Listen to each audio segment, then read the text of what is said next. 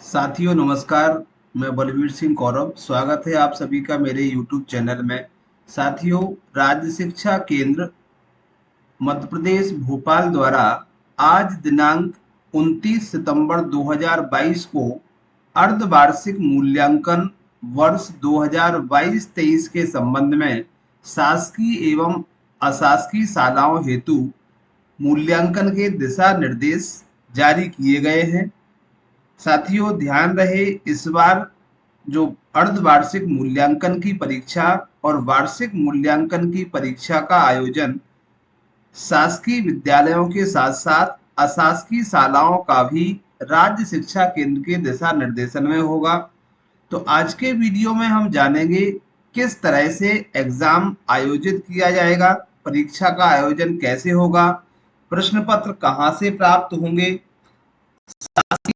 शासकीय शालाओं के जो मूल्यांकन है उनमें क्या भिन्नता रहेगी। अशासकीय शालाओं को चूंकि इस बार पहली बार शासन के दिशा निर्देश के अनुसार एक साथ में ही परीक्षाओं का आयोजन किया जाना है, तो अशासकीय शालाओं के लिए कुछ विशेष ध्यान रखने योग्य बातें होंगी कि कौन कौन से महत्वपूर्ण दस्तावेज अशासकीय शालाओं को बीआरसी के लिए प्रेषित करना होंगे, कौन कौन सा डॉक्यूमेंटेशन हम सभी को करना है, ये हम इस वीडियो में विस्तार से जानेंगे। तो इस वीडियो को अंत तक जरूर देखें। राज्य शिक्षा केंद्र के द्वारा अर्धवार्षिक मूल्यांकन के लिए जो डेट वाइज टाइम टेबल है वो भी जारी किया गया है, वो भी हम सभी के साथ में शेयर करेंगे। साथियों, मेरा YouTube चैनल के साथ साथ एक टेलीग्राम चैनल भी है जिस पर इस प्रकार के जो पत्र हैं वो सभी पड़े रहते हैं। यदि कहीं किसी से मिस होता है तो आप हमारे टेलीग्राम चैनल से उसको प्राप्त कर सकते हैं। टेलीग्राम चैनल से जुड़ने के लिए लिंक हमारे इस वीडियो के डिस्क्रिप्शन में दी गई है, वहां से आप हमारे इसी जिस नाम से यूट्यूब चैनल है जीएस बाय कौरव सर के नाम से, जीएस का मीन्स है गुड साइन इन टीचिंग, तो इसी के नाम से हमारा टेलीग्राम चैनल भी है और व्हाट्सएप ग्रुप भी है। इसकी लिंक भी हमारी इस वीडियो के डिस्क्रिप्शन में है, तो आप जुड़ सकते हैं। व्हाट्सएप ग्रुप दो हैं तो आप किसी भी एक ग्रुप से जुड़ सकते हैं। चलिए साथियों, जान लेते हैं हम इस परीक्षा से संबंधित कुछ महत्वपूर्ण बातें। तो इस पत्र का सबसे पहले हम अवलोकन करते हैं कि अकादमिक सत्र 2022-23 में अर्धवार्षिक मूल्यांकन का स्वरूप राष्ट्रीय शिक्षा नीति 2020 की अनुशंसाओं के अनुरूप समझ, अनुप्रयोग, समस्या समाधान तथा विश्लेषण आधारित दक्षता जैसे कौशलों पर केंद्रित किया गया है। इस प्रकार के मूल्यांकन से सीखने सिखाने की प्रक्रिया व सतत मूल्यांकन की प्रक्रियाओं को गुणवत्तापूर्ण बनाया जा सकेगा।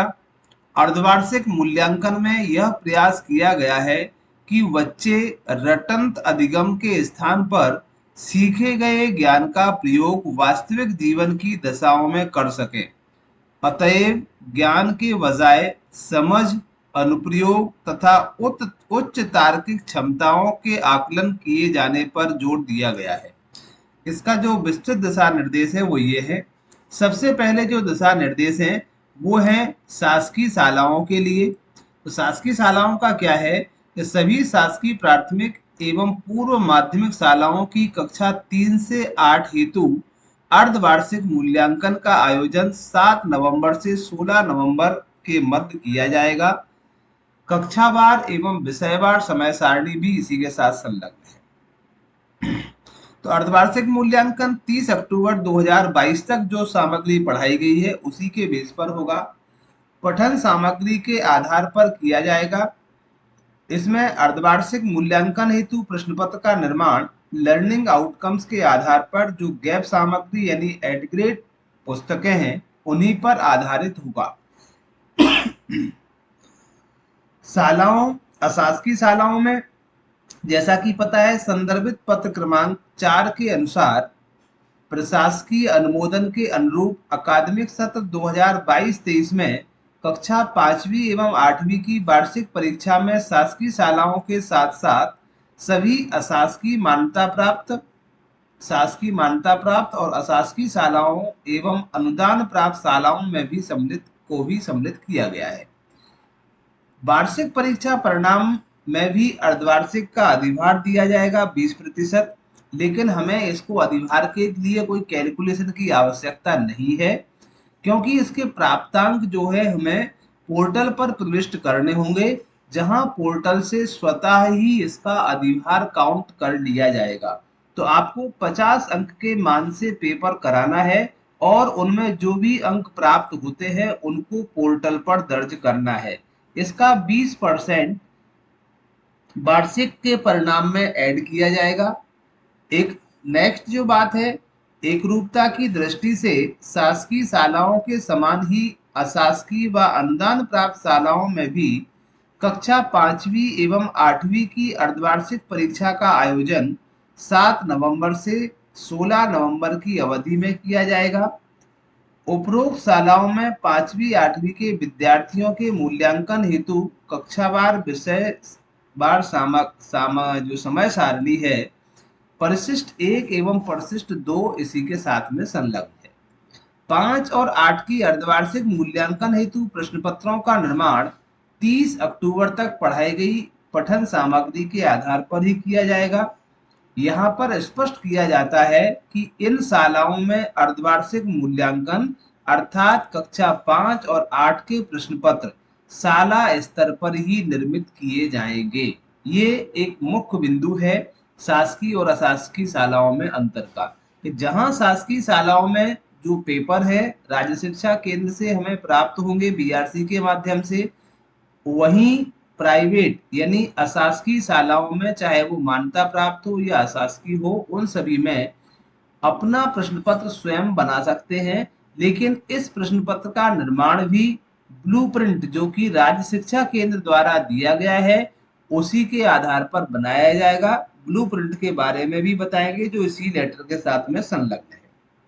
इसके अलावा जो कक्षा 1 और 4, 1 से लेके 4 तक और 6, 7 की अर्धवार्षिक परीक्षा का आयोजन शाला द्वारा अपनी सुविधा अनुसार कराया जा सकता है।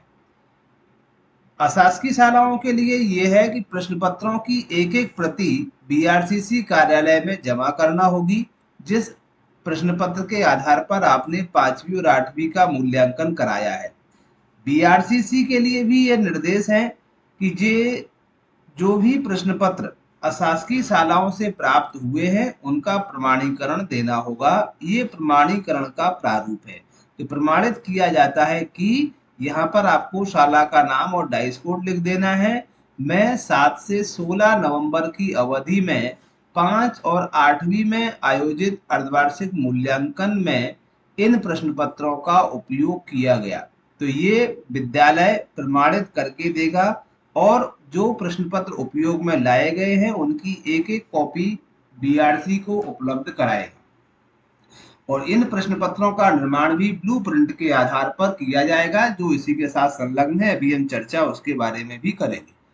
सभी अशासकीय शालाओं से प्राप्त प्रश्न पत्रों को बीआरसीसी द्वारा संबंधित जिले की डाइट में जमा किए जाएंगे एवं पावती प्राप्त की जाएगी। उक्त प्रश्न पत्रों को ब्लूप्रिंट में निर्धारित संरचना, कौशल व कठिनाई के स्तर हेतु निर्धारित अधिभार इत्यादि मानदंडों पर विश्लेषण प्रत्येक जिले की डाइट द्वारा किया जाएगा। इसके लिए भी अलग से दिशा निर्देश राज्य शिक्षा केंद्र के द्वारा जारी किए जाएंगे। इसके बाद जो प्रश्न पत्रों का स्वरूप होगा वो कक्षा 1 और 2 के लिए अलग से कोई मूल्यांकन की व्यवस्था नहीं है। जो एफएलएन के माध्यम से मिशन अंकुर के अंतर्गत जो भी अध्ययन कराया जा रहा है उसी के आधार पर छात्रों का मूल्यांकन किया जाएगा। पाठ्यपुस्तक का भी इसमें सहारा लिया जाएगा। तो मूल्यांकन निर्धारण प्रक्रिया इसके अनुसार होगी। जैसे ये दिया गया कक्षा 1 के लिए अंग्रेजी भाषा में कक्षा 1 हेतु आवधिक आकलन सप्ताह 19 क्वेश्चन असेसमेंट वर्कशीट के अंत में दिए गए मूल्यांकन प्रपत्र यानी वर्कशीट के आधार पर जो वर्कशीट क्रमांक 172 से 178 तक है, तथा कक्षा 2 हेतु आवधिक आकलन सप्ताह 19 ये असेसमेंट वर्कशीट या वर्कबुक जो है 180 से 187 पर किया जाना है। तो ये अंग्रेजी भाषा के लिए है। शासकीय शालाओं में 1 और 2 में हिंदी, गणित, अंग्रेजी विषयों हेतु विद्यार्थियों के आकलन के लिए राज्य द्वारा कोई पृथक से प्रश्न पत्र प्रदान नहीं किए जाएंगे। शिक्षकों हेतु हिंदी एवं गणित शिक्षक मार्गदर्शिका में मूल्यांकन टूल व दिशा निर्देश पूर्व में ही दिए गए हैं, उन्हीं के आधार पर मूल्यांकन होगा। हिंदी भाषा में इन कक्षाओं में आवधिक आकलन 2 के 17वें सप्ताह में 6वें दिवस एवं 18वें सप्ताह के प्रथम दिवस के आधार पर आयोजित किया जाना है। हिंदी विषय में मौखिक एवं लिखित दोनों प्रकार से आकलन किया जाएगा। मौखिक आकलन हेतु शिक्षक द्वारा एक एक विद्यार्थी को बुलाकर वारी वारी से आकलन किया जाए, जबकि लिखित भाषा का आकलन जो है कार्य पुस्तिका में दिए गए कार्यपत्रक के आधार पर किया जाएगा। तो इसी तरह से हमें कक्षा 1 और 2 का मूल्यांकन लेना है। कक्षा 3 से 8 हेतु सभी शासकीय शालाओं में विषय हेतु जो प्रश्न पत्र है, अंक विभाजन योजना के आधार पर प्रश्न पत्र का प्रारूप गत वर्ष की भांति प्रश्न पत्र सह उत्तर पुस्तिका के रूप में होगा, अर्थात प्रश्न पत्र में ही बच्चों के उत्तर लिखने की जगह रहेगी, जहां 3 से 8 के लिए प्रश्न पत्र का प्रारूप विस्तृत विवरण निम्नानुसार है। इस तरह से होगा ये 3 से 8 तक का। इसमें कुल प्रश्न होंगे 22, कुल अंक होंगे 50। इनमें 10 बहुविकल्पी प्रश्न होंगे, एक एक नंबर के हिसाब से 10 नंबर के। 10 लघुत्तरीय प्रश्न होंगे 3-3 के मान से 30 नंबर के, और दीर्घोत्तरीय प्रश्नों की संख्या 2 होगी। प्रत्येक प्रश्न का अंक जो होगा 5 होगा।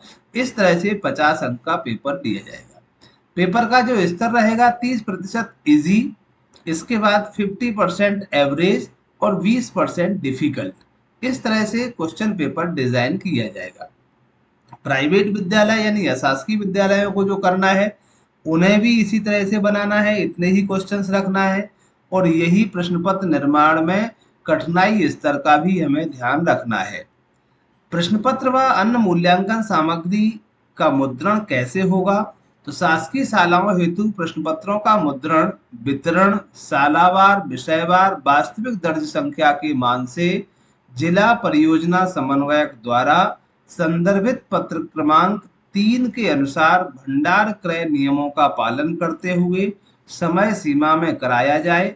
मूल्यांकन संबंधी सामग्री मुद्रण वितरण व गणना का आधार निम्नानुसार रहेगा। जैसे कि कक्षावार देखें, मुख्य विषय है हिंदी माध्यम के लिए 3 से 8 तक प्रति विद्यार्थी एक एक प्रति वास्तविक दर्ज संख्या के आधार पर दिया जाएगा। इसके बाद अल्प भाषा मराठी उर्दू अंग्रेजी माध्यम में 1 से 8 तक जिले की शालाओं में कक्षावार जो अल्प भाषा अल्प विषय के अध्ययनरत विद्यार्थियों की संख्या के मान से आवश्यकता अनुसार मुद्रित कराए जाएंगे। शैक्षिक मूल्यांकन प्रपत्र 1 प्रति कक्षा 1 प्रति 3 से 8 तक दी जाएगी। ट्रैकर संलग्न प्रपत्र जो है 1-2 में मराठी व उर्दू के लिए आवश्यकता अनुसार मुद्रित कराए जाएंगे प्रति कक्षा के मान से। इसकी जो सॉफ्ट कॉपी राज्य स्तर से प्रदाय की जाएगी उसका ही मुद्रण कराया जाएगा। तालिका में अंकित विषयों के अलावा यदि कोई अन्य विषय का अध्यापन किसी संस्था में कराया जाता है तो उसके प्रश्न पत्र शाला स्तर पर निर्मित किए जाएंगे। अर्धवार्षिक मूल्यांकन हेतु प्रश्न पत्र विवरण विभिन्न स्तर पर उपलब्धता।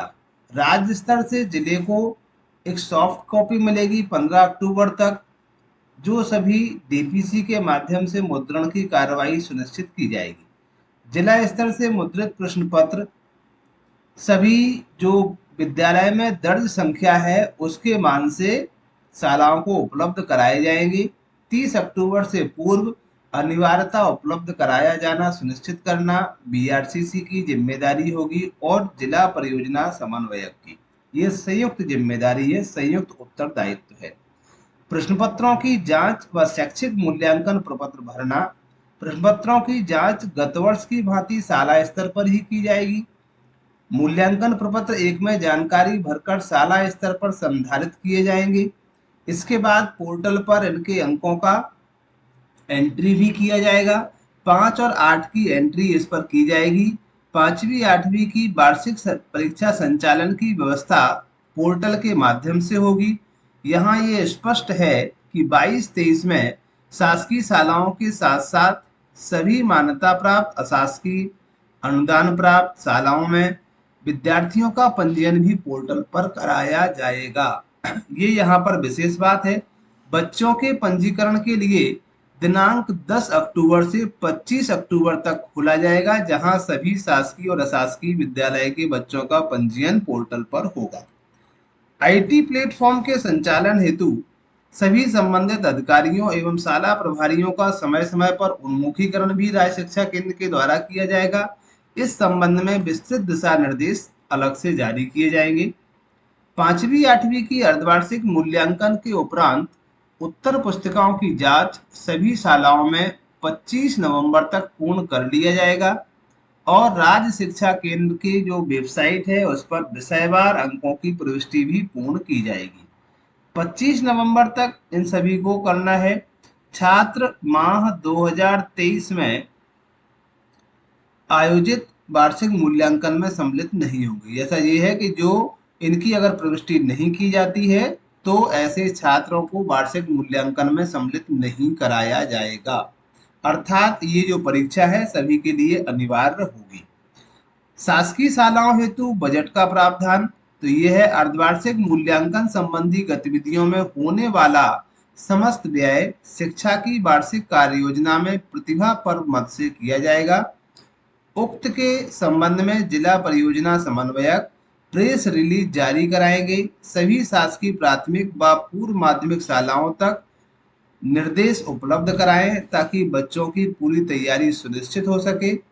अर्धवार्षिक मूल्यांकन के बारे में भी मान्यता प्राप्त शासकीय शालाओं एवं अनुदान प्राप्त शालाओं को निर्देशित कराकर इसका जो पालन है उन सभी का उत्तरदायित्व जिला शिक्षा अधिकारी का रहेगा। ये हमारे माननीय संचालक महोदय राज्य शिक्षा केंद्र के पत्र के अनुसार है। अब चलिए हम इसमें कुछ विशेष बातों को जान लेते हैं कि जो समय सारणी है वो ये जो समय सारणी आप देख रहे हैं ये समय सारणी है।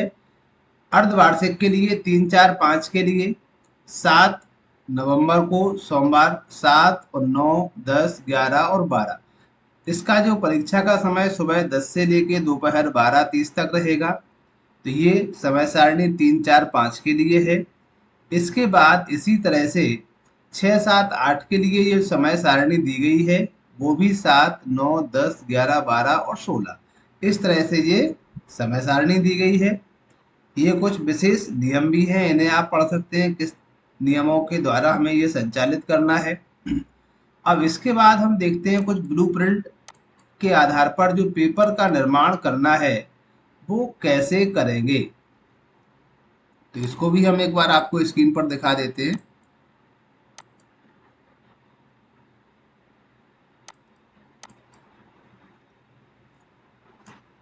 ये कितने अंक के प्रश्न होंगे और उनका निर्धारण कैसे किया जाएगा। तो ये यहाँ पर कुछ ब्लर हो रहा है। आपको ये पूरा जो पत्र है हमारे इस वीडियो के डिस्क्रिप्शन में भी हम पत्र की भी लिंक डाल देंगे और आप हमारे टेलीग्राम चैनल से भी देख सकते हैं। साथियों आगे जैसे और कोई जानकारी परीक्षा से संबंधित हमें मिलती है हम आपको अपने चैनल के माध्यम से जरूर अवगत कराएंगे। इसीलिए आप चैनल से जुड़े रहें। यदि चैनल पर पहली बार है तो चैनल को सब्सक्राइब करना ना भूलें और चैनल को सब्सक्राइब करें, साथियों तक शेयर करें जिससे अधिक से अधिक लोगों को इसका लाभ मिल सके। चलिए साथियों ये थोड़ा अच्छा हो गया है तो हम देख लेते हैं। यहाँ पर ये सभी मान्यता प्राप्त शासकीय एवं अनुदान प्राप्त शालाओं के लिए है। तो इसमें आपको 10 प्रश्न आपके एमसीक्यूज रहेंगे, सभी का अंक 1-1 अंक होगा। ये पूरा इसका पेपर डिजाइन करने का प्रारूप दिया गया है। इसके बाद ये 10 प्रश्न आपके 3-3 नंबर के रहेंगे, लघुत्तरी जिसे हम कहें, और दीर्घ उत्तरी प्रश्न होंगे 2 5-5 नंबर के रहेंगे। तो इस तरह से ये कुल कार्य विभाजन इनका दिया गया है। इसके बाद ये पूरी समरी भी दी गई है जो लेटर के माध्यम से हमने पूर्व में देखा था। तो चलिए मिलते हैं कुछ इसी तरह के नए वीडियो के साथ। जब तक के लिए सभी को थैंक यू, धन्यवाद, जय हिंद।